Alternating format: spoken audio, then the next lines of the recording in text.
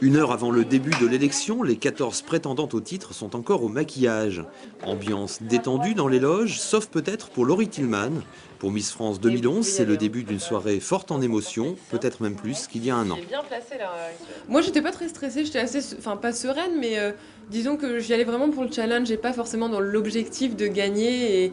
Et c'était une expérience de vie, donc je l'ai vécu de façon assez sportive, si on veut. C'est-à-dire que pour moi, c'était pas une course de 100 mètres, par exemple, et puis bon, bah, on gagne, c'est bien. Sinon, si on n'est pas sur le podium, et bah, ça aurait été une belle expérience. Donc j'en tire vraiment un souvenir plutôt positif, dans le sens où je suis arrivée sur le podium, donc c'était génial.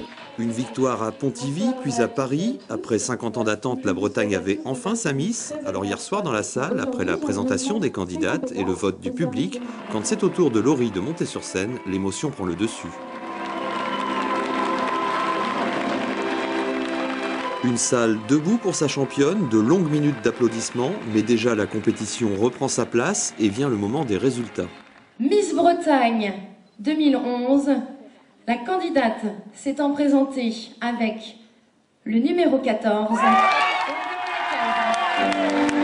La nouvelle Miss Bretagne s'appelle Audrey Bonnecker, elle est originaire de Muzillac, a 23 ans et mesure 1m73. Première dauphine de Laurie Tillman il y a un an, elle voit aujourd'hui son rêve se réaliser.